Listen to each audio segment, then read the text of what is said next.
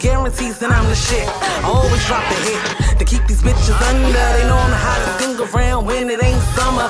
A lot of bitches lame and their music is the problem. They clogging up the game, so I gotta be the plumber. I put them under the leeches on the bleachers. Bammers ain't real, everything they say get dismissed. Once you drop the guard, I'm coming. Hello, and welcome to Queen of Space Entertainment here on KQX 108.4 FM.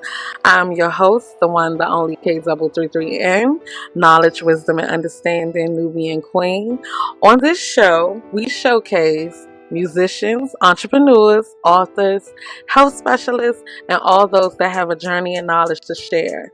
So, whether you're here watching us live on YouTube and Facebook, or if you're listening live here on KQX 108.4 FM, and you would like to be a special guest, please visit us at www.kqxfm.com. And if you're watching us live, the website is right below the video displayed at the bottom here. So, with all that being said, here on tonight's show, we have a very talented, gifted brother. He's a motivational coach and musician and an author that writes on mental and spiritual health and on its life-altering benefit. He is someone who believes in the power of the Bible's words when sincerely exercised and studied. Through his books, speeches, and discourses, he encourages to think and feel for self, that self-love may bloom into self-possession through the knowledge acquired from experience. This, he says, betters the personal and devotional life, not only for the person, but also for all around them. Also, we have a special treat at the end of the interview. So make sure you stay tuned and don't you leave that room. Now, let's give a warm welcome to Mr. Linwood Jackson Jr. Hello. Hey, thank you for having me. Oh, it's a pleasure to have you here and to be able to interview you and talk with you. Just excited. The intro was nice and warm too, so I feel ready, comfortable. Okay, well, it's a pleasure just to have you here, not to only share your craft with me, but with our listeners as well, so they can hear and see you. So that's dope. For sure. I mean, art, when you just put it with what your being is, it's just beyond us. Yeah. And that's anyone who feels me, who vibes with me, catches my frequency, you'll be cool, and you'll be encouraged to do for yourself what you see me doing for myself. Okay, I like that. So before we get into the interview, give us a little background as to where you're from, your age, all that good stuff that a lot of people don't know. From Boston, Massachusetts. I am 30, smooth 30. Okay.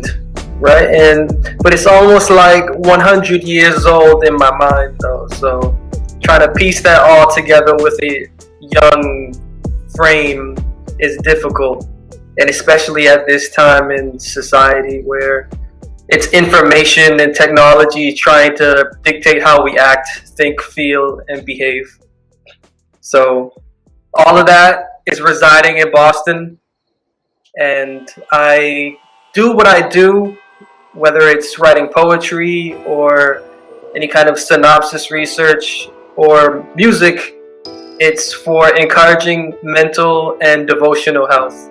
And I get my philosophy from within the Bible, which I've been studying for the past 9 years, thoroughly and in depth, strictly Bible only, and translating the context in the language from the English to the Hebrew or Greek, and then back from Hebrew and Greek into English, just to get a better handle on that philosophy.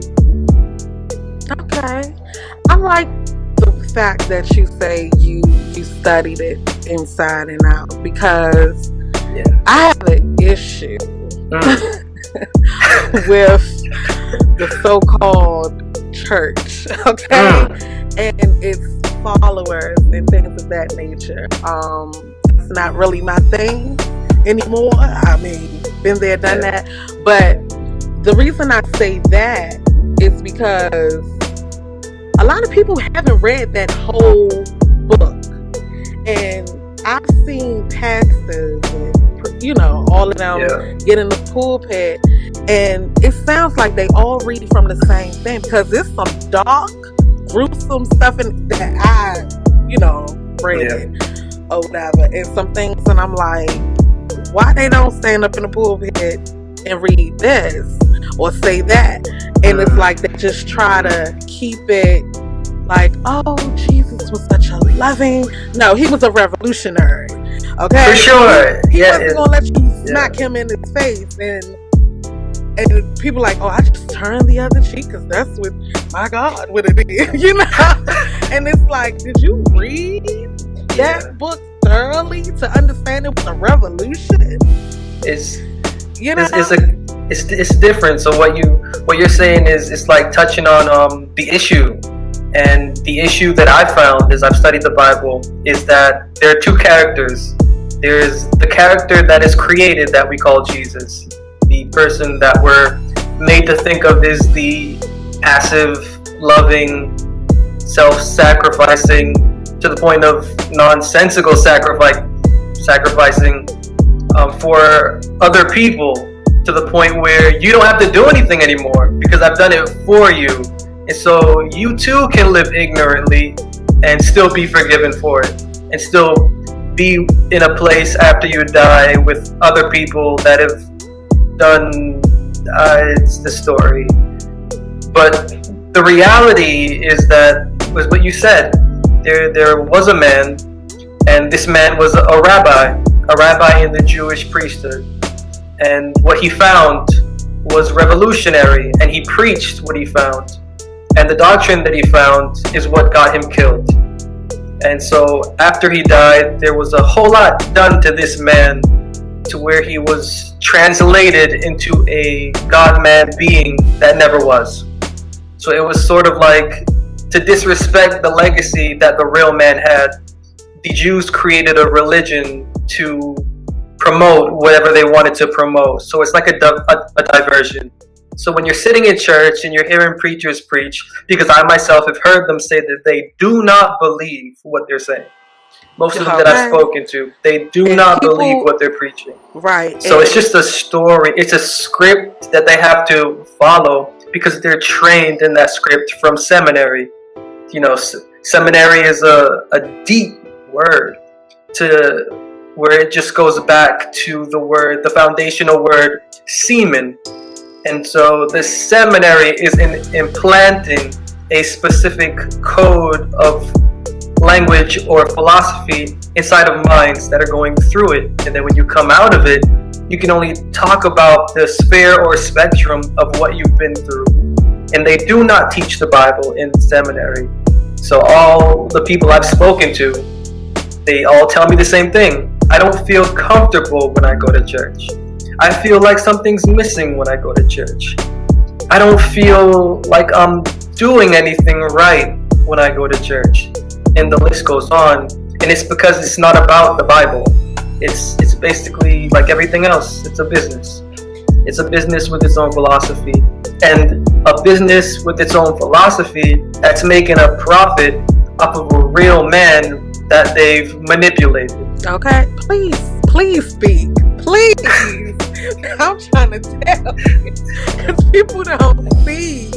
And I just be feeling like, am I the only one that's paying attention to what's going on? And that is I just know.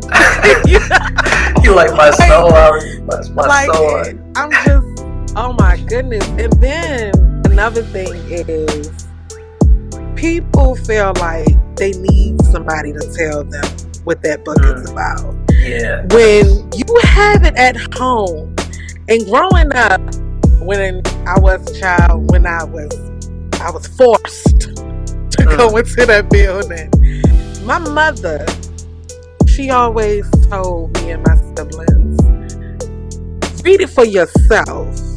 You don't need to go to no building, none of that, or let man tell you nothing, because man will lead you blind. So you gotta know that thing for yourself, because if you don't know it, you just piggyback riding off of what everybody else say. And then when a person like myself or you come at them, it's like, what you talking about? I'm stuck, you know. But I've read it, it doesn't resonate with me. But I don't knock who does, you know. So, but it's language. You gotta read it for yourself. Yeah, it's language and it's context. And the way that the book is written, it's not written as we would read it in a Western context. So the minds that wrote it are Eastern. So to really get the depth of it, you have to go into the language and understand the Eastern mind of philosophy. By doing that, you can get the definition of terms. You'll see all the bloodiness, all the goodness. It'll all make sense when language and context is interpreted. Because you're absolutely right the way that it's preached. And if we're going to just read it as a book like it was a novel, then we're not doing that right, because it's not a novel. It's a book of wisdom, and it's written specifically in Hebrew parallelism, and so it has to be dissected and interpreted according to that. Anything outside of that, and we have Christian, or we have a Bible mimicking religion, and that's just not healthy. And it's not my intention to say that. It's just that my reason for studying the Bible leads me into fact within it.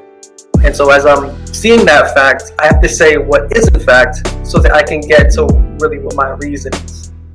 So the reason for me is love, the definition of love. What is the definition of love? Because I went through some things that had me questioning, how come I didn't have this knowledge within myself? And how come I wasn't taught it? How come I don't see it? How come I've never felt it? How come I can't even look and see if it's being done for me? So what led me to rather abuse myself instead of looking at myself and saying, our heart and our mind love you, meaning me. My heart and my mind love me. Why couldn't I say that? And so I went into the Bible after looking at different philosophies and stuff that didn't really make sense. The Bible's philosophy was, I opened it and I said, if you are real, prove yourself to me. So prove that you're real, because at this point, I'm ready to die. And what I learned was real, and the proof I couldn't deny. And everything that I learned from that experience, I wrote, and that became my first book, Perfecting and Reforming Personal Religion. So like everything you're saying, learning from experience, the philosophy in the Bible is about personal philosophy, your personal daily practice engraved into your heart and mind, so you're not going back and reading, thou shalt not do this. Oh yeah, I'm not supposed to do that. Or I need to wear this across my neck so I can feel like I'm a part of that pledge. You don't need that around the neck. It's about personal, inward. The words are to be engraved on our heart and mind. And that's the reason I continue to learn that philosophy. It just so happens that as I learn, I pick up and understand that what is being taught isn't real. So I can show why it's not real. I can show how it's not relevant. I can show why it's obsolete at this point. And I can actually show you the real, better side of what the Bible teaches. Okay, because the Bible isn't religion. The Bible actually says to stay away from religion to get you and your mind right, devotionally. Okay, let me ask you this. Yeah. Now, what you saying that, do you think that with the whole, okay, what the Bible says and their followers with voodoo, hoodoo, witchcraft, all of that. Do you think that it has more in common? A lot of people don't. Okay, I'm trying to word it a certain way. Let me break it down to what I'm saying. To me, I feel like it's all in common, and it's all about what it is for you and what it does for you and how you interpret it. Because the same way how it say in the Bible and the Quran and all of that about this man, he makes things happen in mysterious ways, this, that, and the third, and you pray to him. And then you have over here voodoo, witchcraft, all of that. People have different deities that they pray to and that bring things, not pray, but they conjure them and they write petitions and things of that nature. It goes hand in hand. So my thing is, why demonize it? It's about what works for you, and what they can identify with. Some people, if you read the Bible, I can't identify with that person. But you read something in hoodoo, witchcraft, that makes sense. Or even with Luciferians, they are, the way that they live, they're peaceful beings. And they're not all about hate and judging and things of that nature. Them loving life, So, do you think that, way how I just broke that down, do you think those go all hand in hand, but it's what works for you? It generally, in a sense, whether it's Christian or Quran or Islam or Muslim or Luciferian, it's religion, and it depends on, I guess, to say what you're saying, what works for you. It's more like what religion works best for you, because no matter where you go to, as I think you were saying, I took it as being the foundational theme. It's all the same. It's all, there's no difference, and it's just different names. That's it. It's the same thing. It's like you traded one God for another. But it's the same God. And it's the same, and that's true, because even in the Bible says that there are two specific philosophies, and you can tell one is true, one is a true philosophy, and one is a false philosophy. So the false philosophy is a religious foundation that's based on the individual doing rituals, baptisms, ceremonies, and having particular feasts on particular days and seasons, followed by commandments of what to do and what not to do, and things of that nature that control the will of the human being. And that by controlling the will, the human being is then more seen as holy or just, and in a sense attributing that holiness or justness to a specific being or deity or figure. This is the false philosophy, which all of religion follows. Doesn't matter what you name, it's the false philosophy. On the other hand, the true philosophy is dissecting who you are with your experience, plus the specific counsels and wisdoms that you pick up from the living God, to the point where you are a written document. You're no longer following a document, and you're not being dictated an experience. You are the experience, and you're living free from that experience. So when it comes to that world of religion, it depends on how free you want to be based on what deity you want to serve. Which deity makes more sense to your heart. On the other spectrum, it's not about what deity makes sense to your heart. It's about what practical application can fit with your life and with your mind and with the potential you see yourself reaching. I totally agree. And that's why I love the philosophy in the Bible, because the Bible teaches that the counsels and the diet, mental and spiritual diet and devotional diet that it gives, it gets you away from religion and the wall that's there stopping you from mental and spiritual liberty, gets you through that wall and into a realm where you can be you devotionally, industrially, emotionally, inwardly, and for the good of the people around you, near and far. That is true. So let's switch it up a bit. Let's talk about your books that you've written, because I see that you have written 6 books. Can you share with all the listeners and viewers and tell us, when did you realize that you wanted to be a writer and what inspired you? That's tough because, or maybe not tough. I've always wanted to be a writer. I've always written.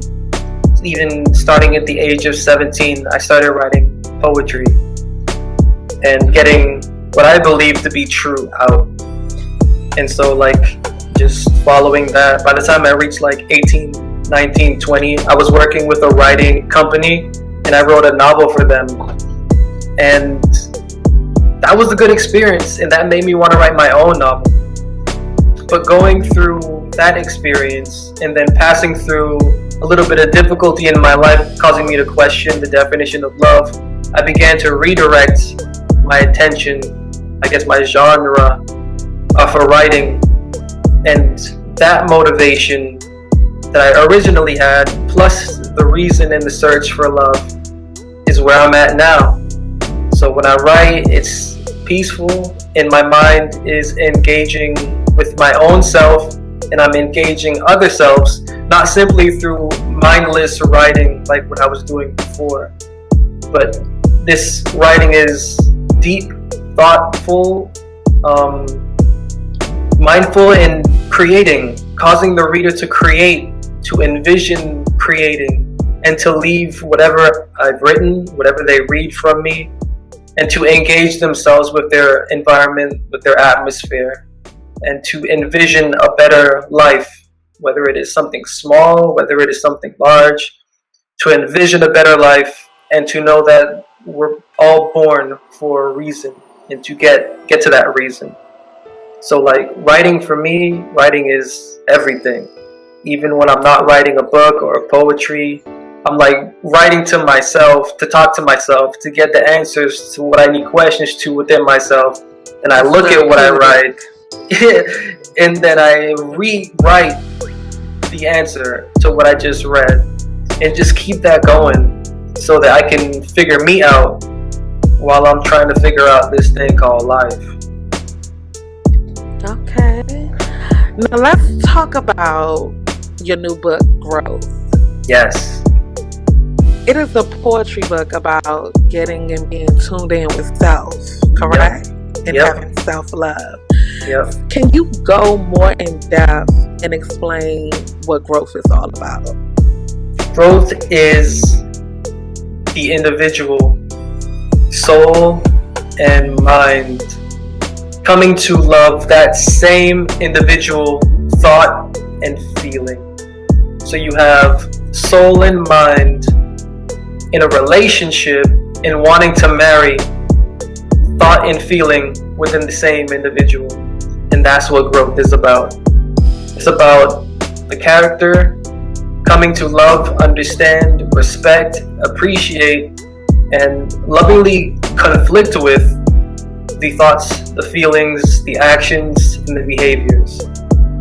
And each poem shows my 9-year journey in going through all of that.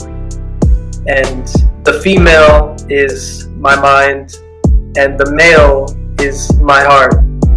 And through that, seeing that dialogue, you can just see the disconnect and the connect between the two. And that's really what the whole book is. The whole book is the struggle, the journey, the joy, the sorrow of what it means to first love you. Okay, interesting. Well, I already told you yesterday I'm getting my copy, so. You did. Yeah, you did. Yeah. So with that being said, with how you just broke it down, since you've written this book about growth, what process did you take to break certain habits within yourself and in your daily life? I'll tell you one important one. In the Bible, there's a counsel that says no meat. Stop eating meat. And the Bible, because it's not firstly a natural book, the Bible is a book on spiritual understanding or philosophy, inward philosophy. So the primary context that everything in the Bible is written firstly is inwardly. And being inwardly, it's not physical, it's more mental. So reading to quit meat, firstly, or in the truest sense, I found to discover is to quit the meats or the idols or the substance, the key substance in my heart. So when I can look at myself and I can analyze myself and I can say, what is the meat in my life? What gives my life nutrition? And if that nutrition is unhealthy, I need to quit that meat and I need to just abstain from it or refrain from practicing it, thinking about it, possessing it, doing anything with it. I need to let that meat go. That was a key first principle that I learned, and putting that into practice, of course, it's dietary, mental and inwardly dietary. So there is a struggle, an internal struggle, which is far worse because you're conflicting with maybe 19 years of use of something, or you're dealing with 65 years of a belief, and now you have to let that belief go after all that time, or after 19 years you have to let that lifestyle practice or habit go. I've so tried. letting that pass, and also keeping in mind a level of faith that what you're doing, you're going to receive abundance of experience, which is abundance of knowledge, which is going to be translated into an abundance of code for you to live by. And that's basically one thing that I learned that helped me quit the meat that is not serving you mentally or inwardly. That's not allowing your heart to be clean blood into your life. Let that go, get that out of your stomach, and possess yourself in an activity that is better. Think about what is better. So when you don't have that meat, now you have to think. You can't just go to something that's simple, plain there, and already heated up. Now you have to think about how to cook for yourself on a daily basis. And it's that practice of cooking, not physically, mentally, or devotionally. That practice of cooking, of examining, of dissecting, of implementing, practicing, taking note, failing at, learning why, retracing, triumphing. That whole routine gets you away from that meat and onto a cleaner diet, cleaner palate for living. You know, I've tried to cut off meat, but you know what? I've cut off the beef. I stopped eating the beef. I just eat the chicken and I eat the turkey. I don't eat pork. I don't mess with that filthy thing. But it's in your heart first. The meat in your heart first. Like, what is unhealthy in your heart first? To take that out first. True, that too, because a lot of that can play in your health, and then that plays a part with depression and mental issues and things of that nature. Because then, physically, you don't care. If your mind isn't good, physically, you're going to abuse yourself. So if you can't, the diet, get that straight within, you're not going to care about the diet without. But what if your mind is good, but your belly just won't?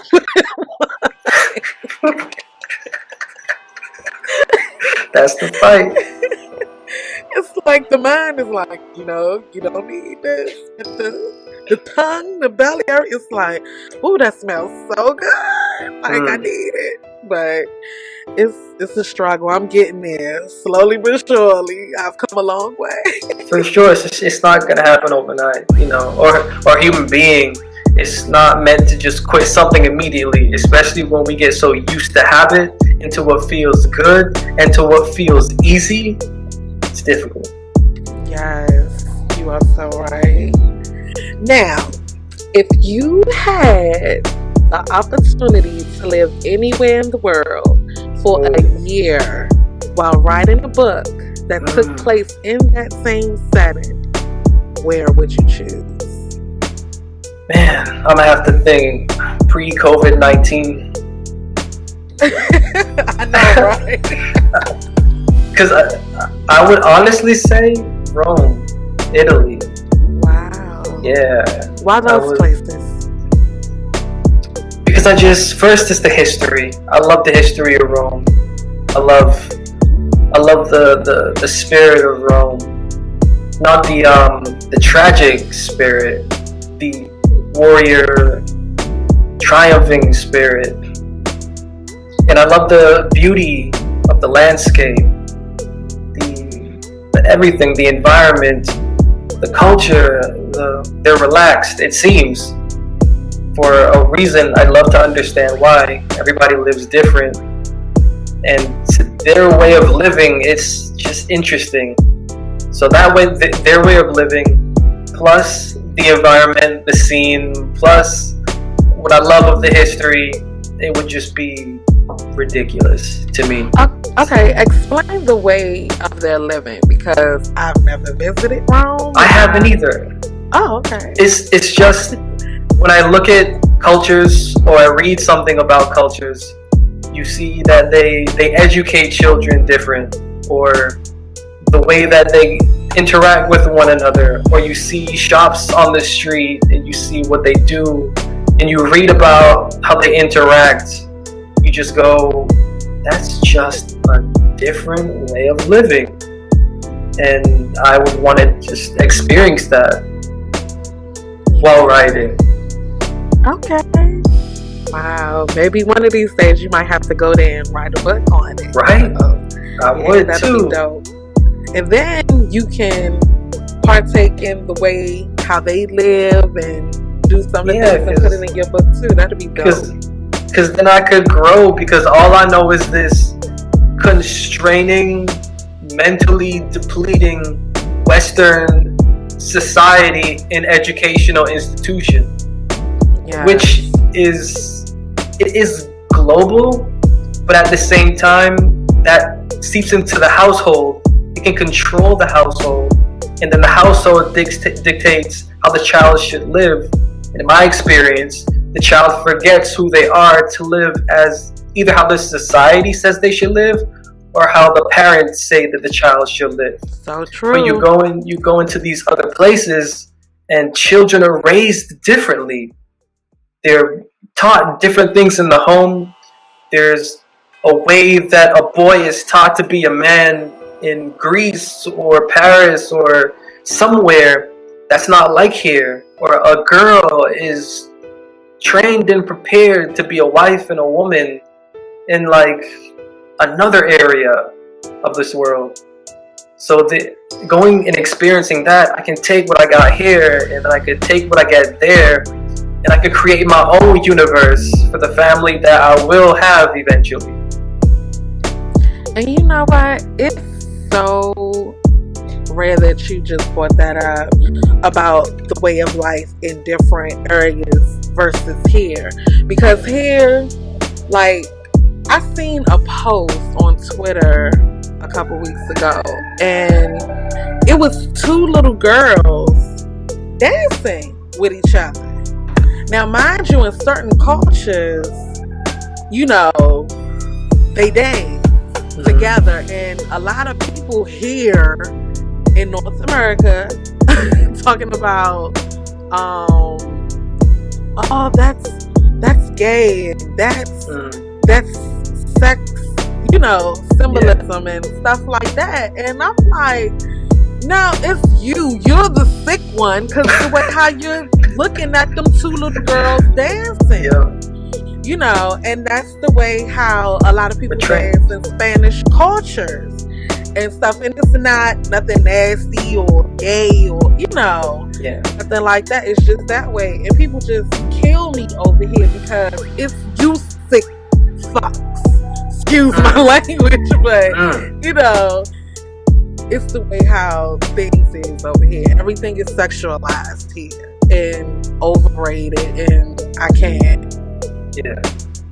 So that's why I'm like, family, you know, family life is, you go into these other countries and there's pressures, of course there's pressures, but the pressures are different. There's the pressures of a boy to be a man, and so the way that man is to be from once being a boy, it's going to be different from here. Where here, it's just confused. Like, we don't know what to be as males and as females right now because society is going in one direction. We're taught another thing in school. We've got a philosophy at home.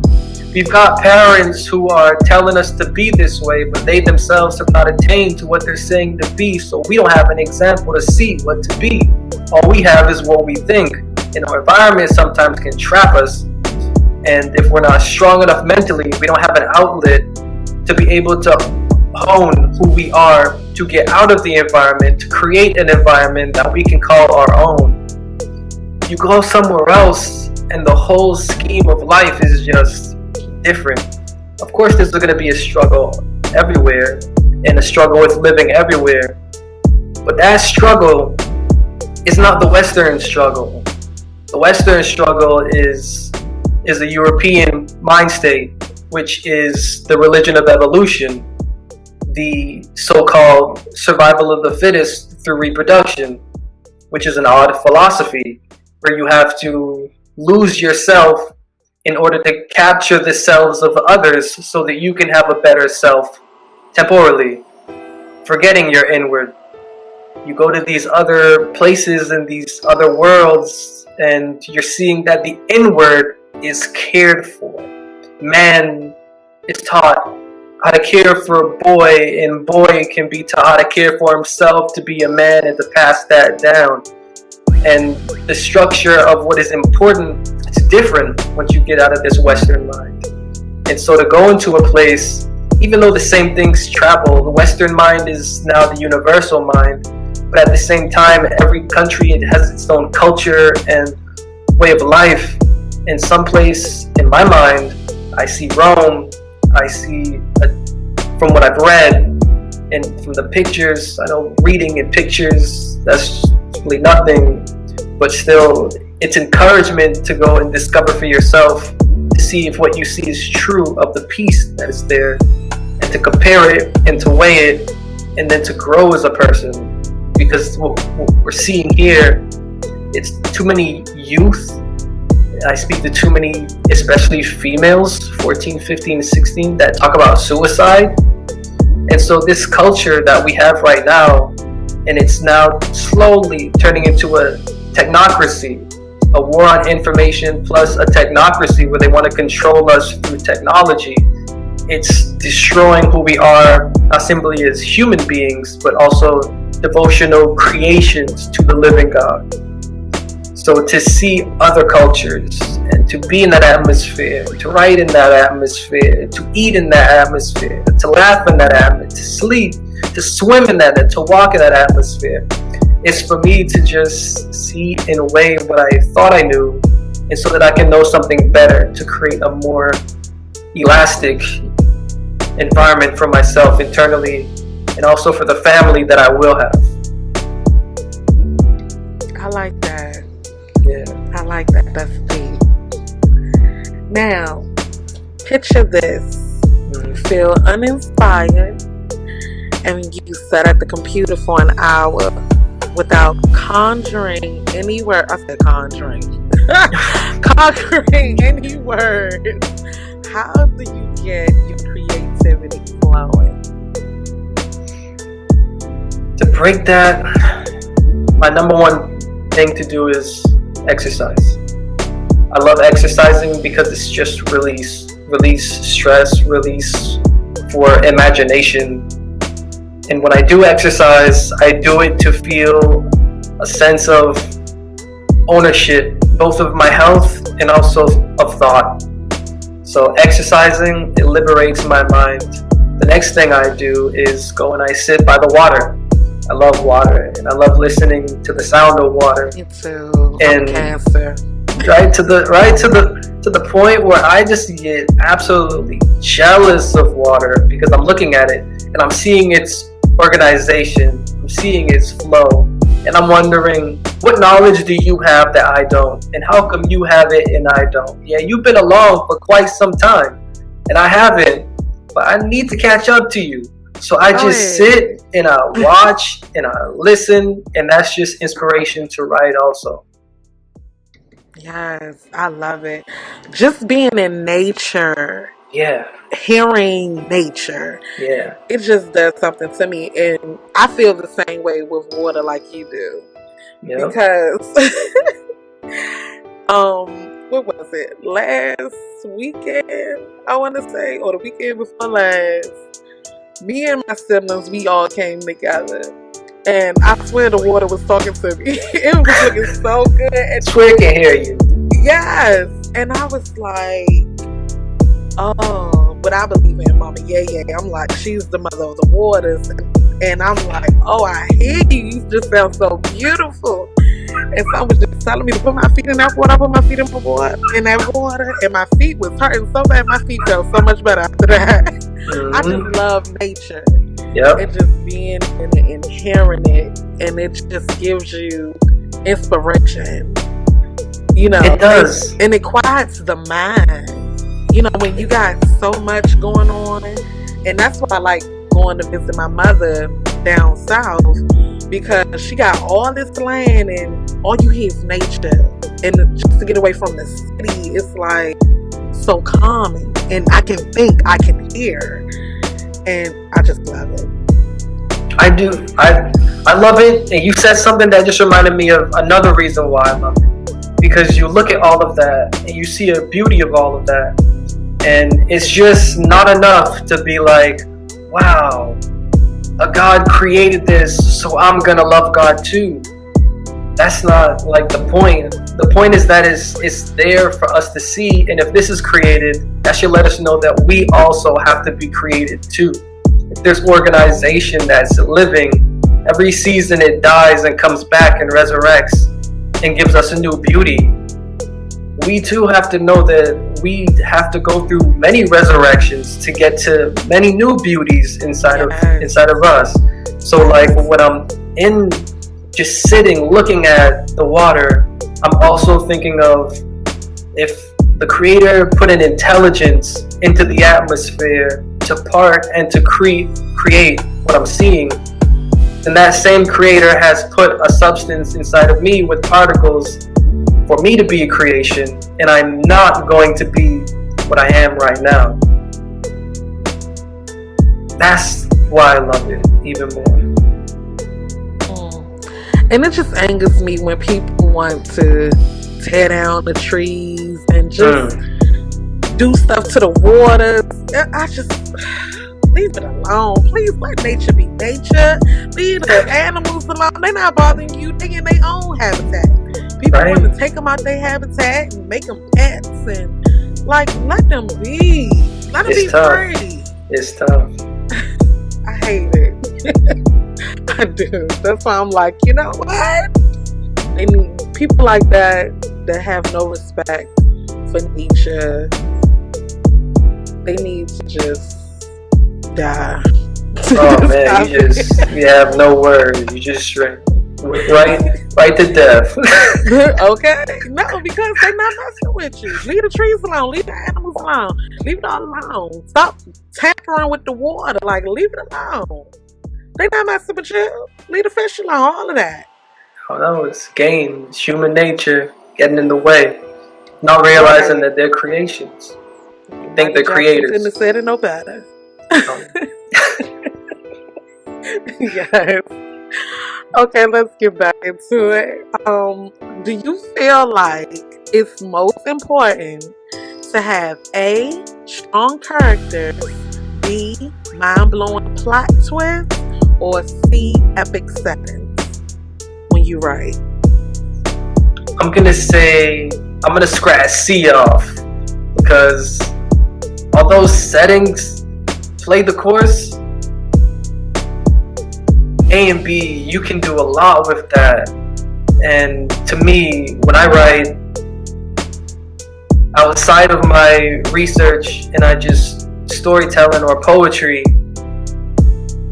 my characters in the plot, I love language, I love context, and I love being my characters, or having my characters as a language and a context themselves. So for me, I'm A and B straight through. Okay. Now, who is one of your favorite all-time poets and authors? All time, I don't dabble that much with poetry, but my inspiration for poetry comes from Psalms. So I'm gonna say David. David is my leading. Love his flow, the depth, and the intellect to every single word that is in there. Outside of the Bible, I'm gonna have to say Alice Walker, because as Alice Walker speaks, she speaks plainly, but in a way that's philosophical and thoughtful. And the way that she gets her point across, it's so sharp. It's so beautiful. It's so cutting, to the point where you want to take up cutting your own heart for it to bleed, so that it can be sewn up with whatever you're reading her say. And that's what whenever anybody reads my work, I want them to feel too. To feel that same cutting growth, that same cutting regeneration whenever they read anything from me. So I would say first and most of course, David, the writer, the psalmist. And then I love Alice Walker. Alice Walker's delivery and approach, it's just, man, perfect. Okay, interesting. Yeah. Good one. All right. Now, how do you think being a writer has helped you as a person? A lot. Because each and every single one of us is a character. And we don't really know who that character is, because we're told who to be, either from parents or from society. So to sit down with the character that I am is for me to grow into a respect for who I am. And so as I'm writing, whether it's personal or for the public, whatever you're reading or I'm reading from me, it's about me learning the young man and the old man and the new man that I am, so that I can be better, wholly, entirely. So writing is, if there's a word for above therapeutic, like that's what writing is. It's therapeutic advanced. And so like for me personally, I'm just the kind of person that just needs it. I need it for personal growth, because I analyze myself, and I love to grow up from past thoughts, feelings, behaviors, and actions. And if I can't catch it outwardly, when I sense it, I can write about it, and I can see it. And as I visualize it, I can tame it. And that can be an assignment for the next week or for the next 2 days. And so like that development, personal development plus self-possession is, to me, what writing is all about, whether it's in creativity or analysis or reflection. It's self-possession for, industry. practical industry that's useful. Okay.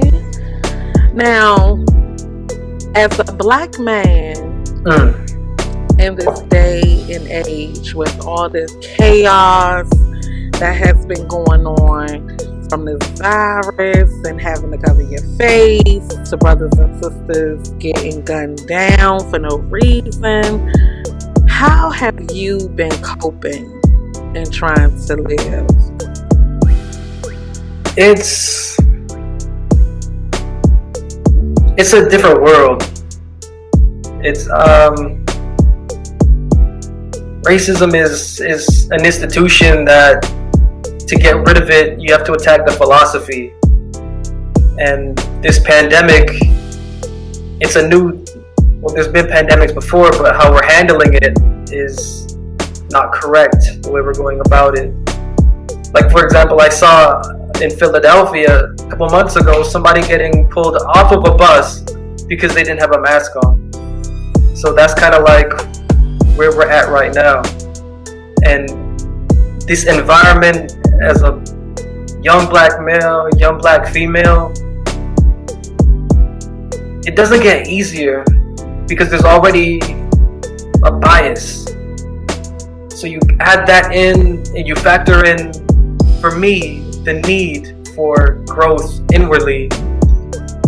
I just this sidestep, the word black bugs me because the word black means abysmal. It means absent of light. It means devoid of good. So to associate a people with that, it's like that people is absent of light, absent of dark, absent of good. So when I see the movements and the marches, it just makes me think of Malcolm X, and how Malcolm X just wanted, what he preached was black nationalism for the people who call themselves black or who want to call themselves African Americans, to take their own communities and to take their own stores, take their own schools, just like all other skinned folks from other countries that come here, and rule them intelligently and own them and let the money flow. And it's difficult in this age because what we're going through is all of us, despite the race, we're being locked down. Like, they're enforcing an agenda that's not being based on race. It's more of ideology. So that's like a really tough question to answer. So let me ask you this, with you saying that the way how the government is going about it. Yeah. Now, in the good book, it says, obey your earthly masters. And obey those in power within government, right? Yep. So, how you feel about that? Touching on that.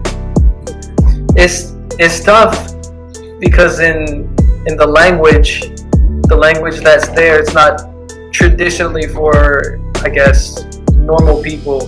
The writing there, as for example, Paul writes in the book of Romans, to pay respect and give due diligence to the higher powers, because the higher powers are appointed of God. And if you're not going to respect the higher powers, expect a judgment. It's in respect to also normal citizens, but Paul is writing to ministers. So there's a fine line between that, which you really can't, depending on the situation, do, which is why you have to be a little bit careful.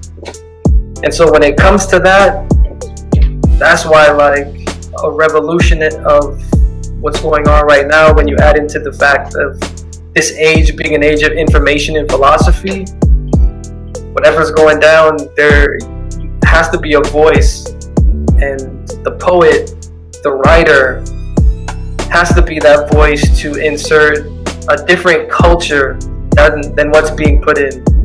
So yes, in the Bible it does say what it says about government, but at the same time, I'll just tell you the story, quick summary of the Hebrews that were sentenced to die by Nebuchadnezzar.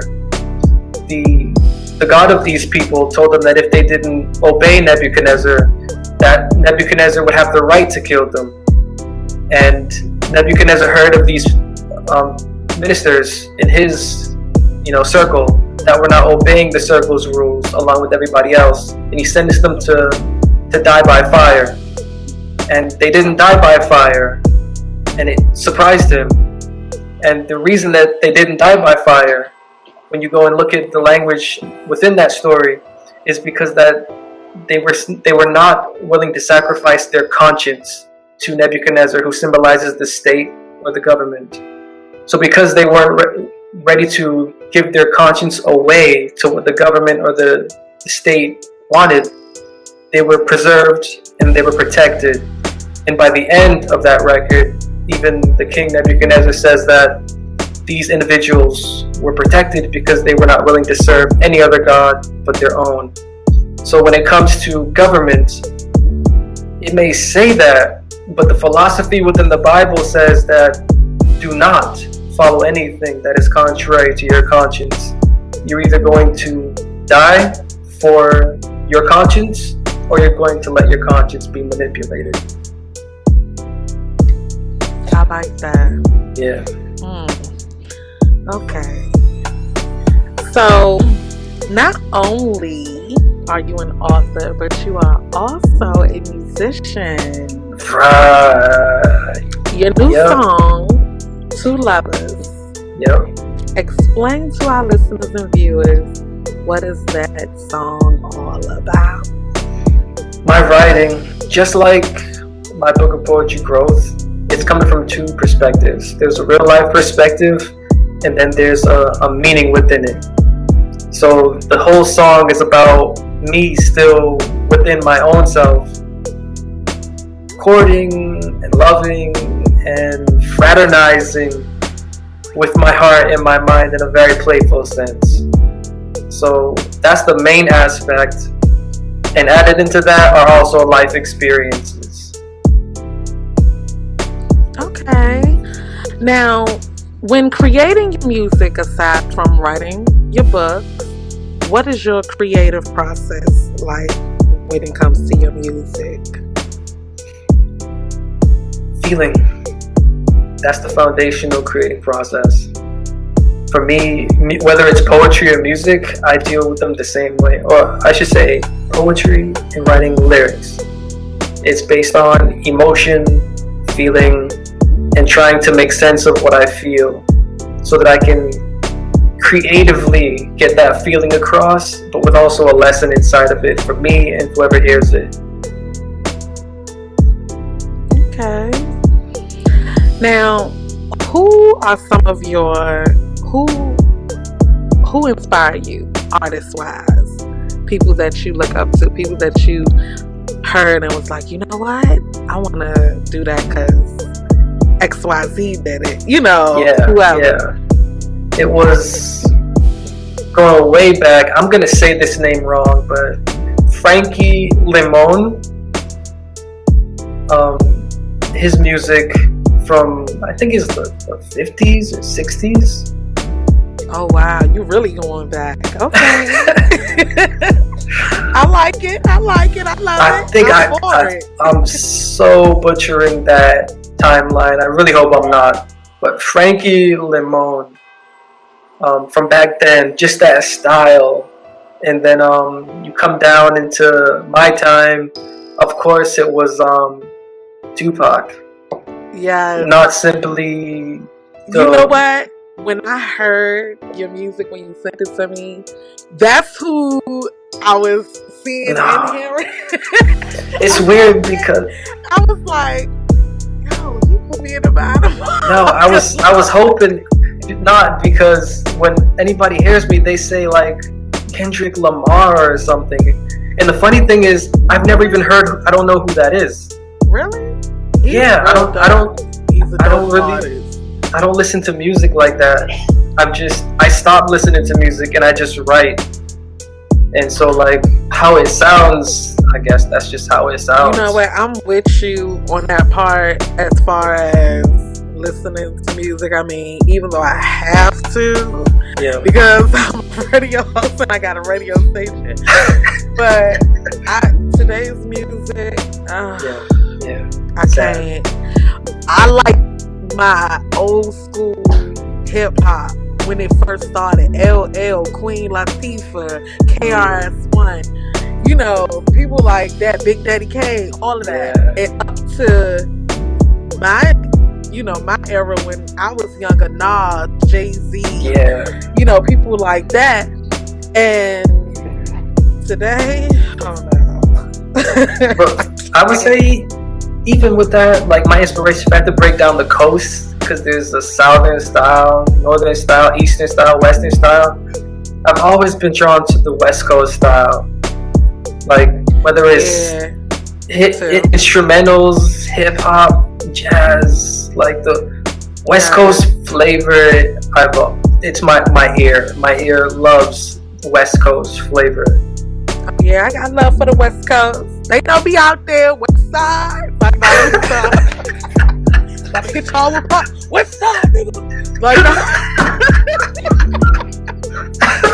no, but I love all genres of music.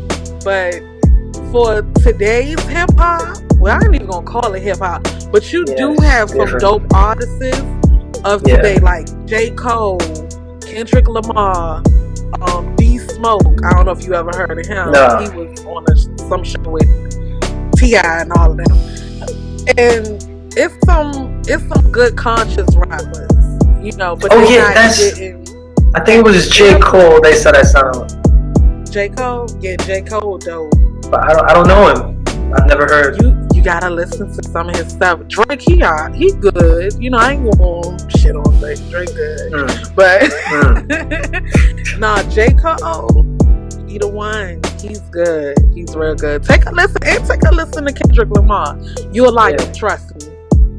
You'll like him in the message that they be sending out. I think that's the thing. The message. Yeah, and it's no message nowadays in music, really, other than being a hoe, shaking your ass, and you know. But that's how it's always been. But it's like now worse. It's okay to be a hoe. It's okay to sell your poo-poo and you ain't gonna get this unless you pay my bills, and I am a job. I don't need a job. You know, like what? Who? I'm done. I stopped with all of that because I used to love Lil' Kim back when I was younger. And I still love her. You know, even though she's not doing much with the music anymore like how she was back then. Back in the 90s, She had it locked. And I was all for that, you know. But I interpret it in a way like, you ain't using me. You know what I'm saying? But nowadays, it's basically like, I don't know. It's like they took it to a whole nother level that I just cannot get with. I can't. Like, if I listen to it, it can't be about lyrics because there's no lyrics now. So for me, it's about frequency and vibe. And I like the vibe of X, Tentacion. Like, his frequency was real. And even though he didn't really say anything meaningful, like there's intellect in the way that he would move his voice to get a certain feeling out of you, and he knew, and he was cognizant of that, and I respect that. So, like, if I could say anything modern, I would say he's good, just because of the vibe and the intellect within what he did. But I stopped listening to any kind of music like that back in 2010. So I really haven't been kept up. I think that's when it kind of died. You know, it started taking a left turn. After that, who came out in 2010? I think Miguel. I think that's because I'm a Miguel fan. I don't know if you listen to him. I don't know. Oh well, I love Miguel. He's from LA, and I think I stopped with him with the whole hip hop and R&B. After that time started going somewhere. Went down. It did, and I'm just like, I can't get with it. I can't. It's tough. I can't either. And it's funny because what they're doing now, like, and I actually like dug a little bit of research, is mumble rap. Like back in the day, way back in the day, when blacks were just getting on television, the way that blacks used to speak was through mumbling. They used to mumble their words, and they used to have these black actors who vied for that role and that took on that role, and they spoke in that mumbled speech that whites depicted them as. And now here we are, and it's what they call mumble rap, and we don't really know that it's just a form of the racist institution that exists. Like, it's just being refashioned. And it's crazy when I think about it. It's just amazing. But it's real, and it's still going on, and a lot of people don't look at it like that. Yeah, it's crazy. Even when some of these celebrities be trying to tell people, like, this ain't what you want, you know, like, I'm a slave for real. You know, I'm not buku rich like how you see they provide this to me when it's necessary to put on a show for y'all, you know? Yeah. And they don't know. We don't. Like, we don't. Yeah. It's crazy. And by me saying that, which of these two routes that I'm about to give you, do you think it's better for an unknown artist? Okay. Is it to be signed or be independent? What you think is better? Oh, right now. All right, I'll tell you both, because I go through this same thing with publishers as an author.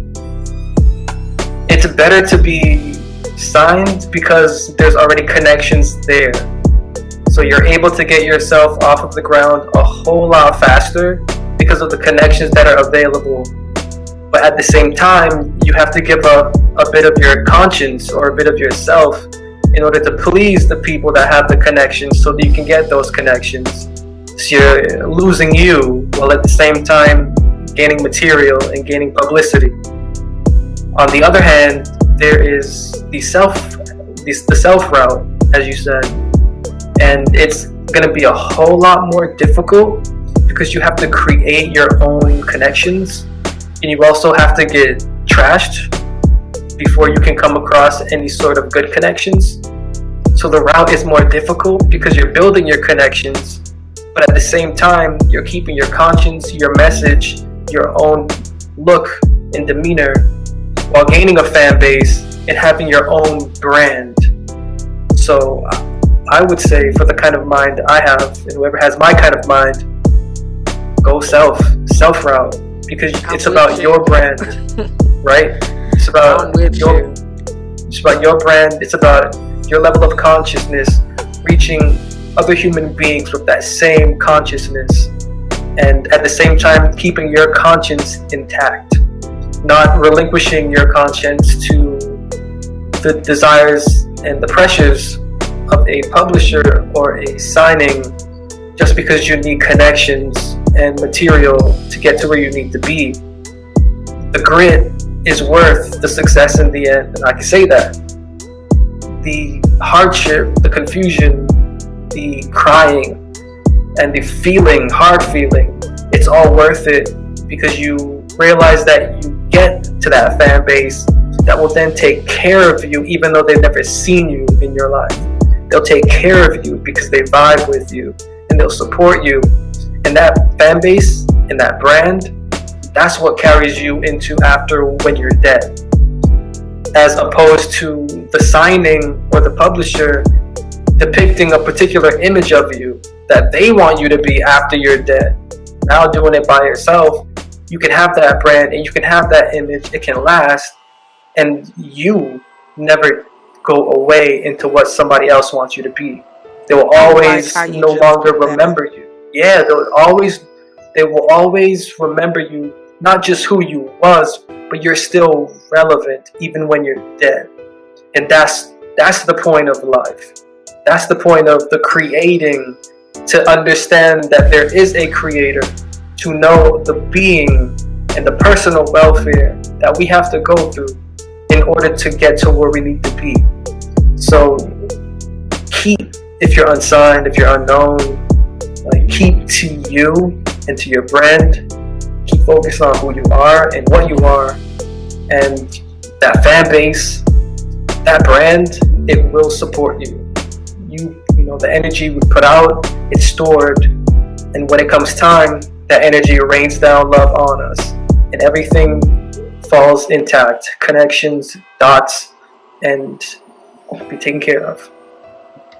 I'm with you on that. I'm all for self, because this day and age, I don't need nobody tarnishing my brand, my message, because I'm not that girl. I'm not gonna get on TV shaking my ass and showing, look, I got a little meat on me, okay, honey? You not gonna see me getting up there showing my big behind and all that stuff. No, I'm not degrading myself. That's degrading. And a lot of women don't see that. Like, it's degrading. I mean, I get it. Yes, love yourself, love your body. But yeah, to just sex. Every, like, no, not for me. That's my opinion. Some women and men might be like, what the hell are you talking about? But I'm the same. No, some things are meant to be behind closed doors and lead to an imagination. Because if I'm showing you everything, you ain't got nothing to look forward to, because you already done seen what it is that you want. Yeah. I like to be a mystery. You don't know what the hell you gonna get. You're like, oh, she look like she's just so nice and quiet. Honey, you don't have then it flips when everything's off. It flips. Okay.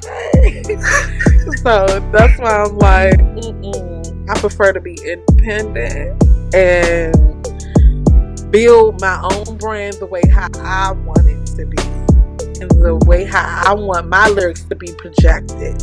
Do it my way. And especially, like, since we're in the age of social media, the connections are good, but it's an equal playing field now. It's just about effort, time, and diligence. Like, in this age that we're in, anyone could do anything and be everywhere. It's just about time, diligence, and energy. Now, speaking about social media, how do you feel about that? Do you feel like it's overrated? I feel like it's too much. How do you feel about it? I'm not a fan. I mean, I just got my Instagram after all this time, and only because of my being out there in the world now. So, like, to reach the people that aren't in the realm I'm in the world of religion or in the world of philosophy, just to reach minds, I joined and I just got my Instagram. And it's interesting. You really do meet a lot of people that have the same thoughts and even differing thoughts, and can have some decent conversations and can change specific points of views, and you can also be enlightened. And I also do have a Facebook, and I don't even use that. I just got it for the business page. Me neither. Welcome to the club. I hate social media. I really do, because it's just too much. People be doing too much on there for me. It's like, you want to broadcast your whole life. You want to, like, look, I'm about to kill myself, and everybody tweeting and writing and IGing whatever. And it's like, I don't know. It's like your own it's a bit much. Show. It's a bit. It's actually funny how all of that will be put on social media, but you will never actually hear them in real life say that to someone who says that they love them. It's like, I don't know. But for me, it's about just reaching minds, putting something positive out there in that stream of social media. Now, while we're still on social media, as an author and an artist, when it comes to pushing your material, do you find it as a hinder or as a gift for using social media? Do you think you understand what I'm saying? I do, yeah. Okay. It's neither. Because at the end of the day, it's about trust. Like everybody buys jeans and everybody goes to the store to buy jeans. But if you just come up with a jean brand, I can guarantee you, like, nobody's gonna buy those jeans, no matter if you put it on your page or not, because it's about trust. So at the end of the day, when I think about social media and the impact of it, it has to be about intention. Like, what is your intention? Is your intention to sell, or is your intention to create a reason for someone else to buy? And that involves you putting out a quote-unquote why out there into the world for them to latch onto. And so I think that, in a sense, it's tough to do that because trust. It takes years to build trust with people and to develop a trusting brand with someone. So social media can get that done, and positively, it just takes time, energy, and diligence. Do you think that by everything being open to social media, meaning whether you want to be an author, a musician, by everything being at your reach, any and everybody can post, any and everybody could put out albums, any and everybody could put out books, do you feel like in order for you to reach your goal that it's harder because there's so much competition versus how it was back then when just anybody couldn't put out, an album just like that, or Yeah, it's easy to get lost in the pool of creators doing what you're doing, and to set yourself apart is tough because everybody's doing the same thing. So for me, I guess I'm lucky because the message that I have, it's in a world that's contrary to the world, but at the same time, the world is using the book that my world is using, and they're manipulating it. So what I'm saying is from what is within, but at the same time, it's going against what is without. And so the differentiation between you and the class has to be something that's not necessarily parallel, but counteractive and counterintuitive, and makes you want it because they're not doing what is needed. So when it comes to setting yourself apart, that's tough. Like, are you doing what is needed? Do you know what is needed? Because if you go to people are so unreliable. You can ask somebody or a field of people what they want. They'll get us 1,001 answers. But it's that one thing that your age is lacking. What is that one thing that your age is lacking that you're doing or can do that nobody else is doing? And that's what sets you apart. That's what makes everyone doing anything irrelevant, and you and what you're bringing stand out from my experience. Okay. Now, I like to do something with my guest artists called One Artist to Another. Give me your top 5 R&B and your top 5 hip-hop artists of all time. It could be new or old school. Your pick. Alright. I'm going to start with R&B because that might be more difficult. Number 1, oh man, anything I say here, death.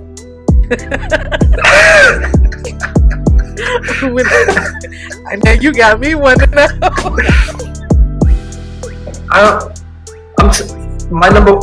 They're all number ones, even though they're all 1 to 5. So, I'll say Michael Jackson, just based on my upbringing. Michael Jackson, I'll say, can they be groups? Yeah, it could be groups. Okay, alright, so you got Michael Jackson, you got Shy from the 90s. Yeah! Okay, yes. Yeah. Okay. No I'm doubt. liking your list so far. No doubt. So, Michael Jackson, Shy, I'll say Usher. Okay, that was my first husband. That was. Go ahead. And then I'm gonna say Brandy. Yes. Okay. I don't know if you would say she's R&B. Yeah, she's R&B. And then my last, I don't even know what you would call him, but I'll say Post Malone. If that's R&B, because he sings. I don't know what you call him. Yeah, he's just in his own. Yeah, box. yeah, he sings. Yeah. So he's that Shifty 5. Okay. Wow, I like your top 5. Okay. And then for hip hop, number 1, Pac. Yes. Number 2, Eminem. Okay. Number 3, I'm gonna say Nas. Yes. Okay. Number 4, it's getting tough because ain't that much money. Number 4, I'll say Royce, 5'9". Okay. Wow.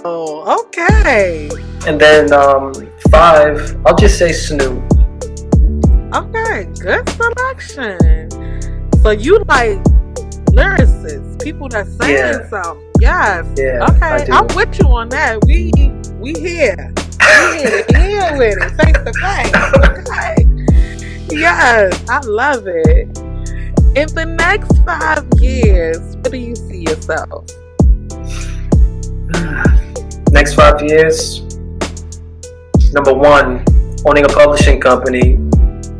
That's right. Number 2, taking within the religious world a revolution to it based on knowledge and philosophy. Okay. That's it.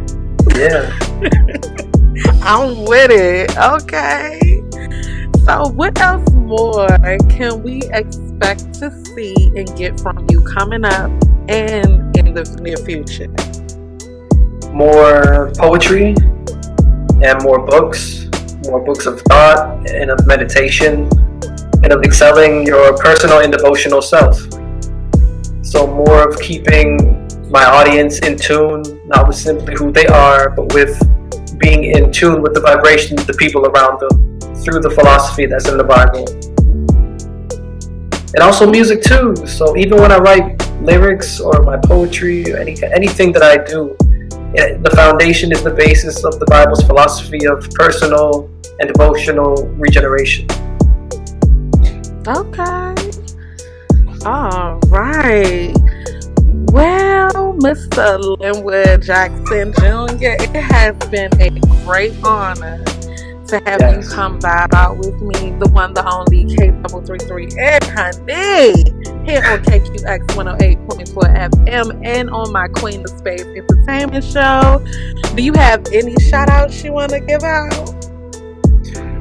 Not at all. Only shout out I have is to my God for blessing my life, my mind, and the vision that He's given me of what I can do on this planet. All right now. Y'all heard it first. Well, y'all stay tuned and don't go nowhere, because as promised, here is Linwood Jackson's new singles. And after the first song we played, the second song we played. So with that being said, thank you all for tuning in. And if you know any up and coming artists, entrepreneurs, authors, and talented beings, please visit www.KQX kqxfm.com. And for those that's watching, it's going to be right here on the screen, because the interview package, you'll get live interview on the radio, social media for the world to see and listen. Plus, if you're a musician and you have up to 3 songs that will not only be played live during your interview, but will also be put in rotation permanently with your favorite hip-hop, R&B, Caribbean, jazz artists, depending on the category of your song, and you will have it be placed. And for authors and entrepreneurs, by choosing the package, we will promote you and your business, books, etc. for free when you choose the interview package, all for $50, and you cannot beat that. So, with all that being said, I'm about to sign off. Until next time, peace, love, abundance, and prosperity to you all. Love y'all and have a good night. Peace.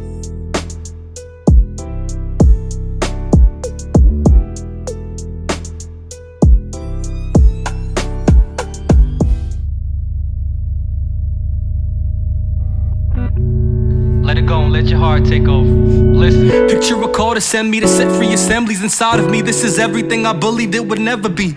Promise that I would need no one except me, and to see that I have receded. I'm hypocritical, can kill less even. He's even beaming, he's geeking, the seer and the keeper. He will do anything, even if it means to leave what's here.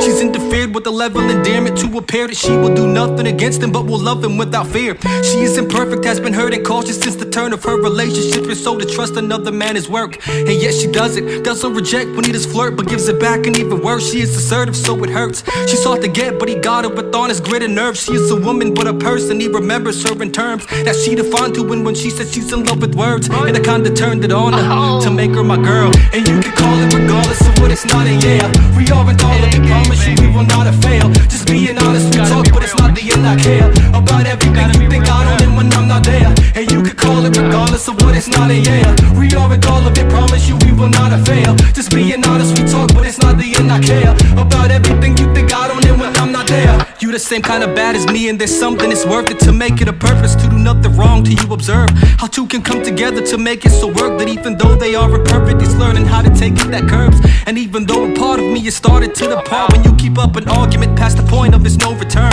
I lose my mind. That it's kinda like, what about this girl? Is it that drives me to remain beside her? There's something deserving, especially when I am the person who gets you mad first.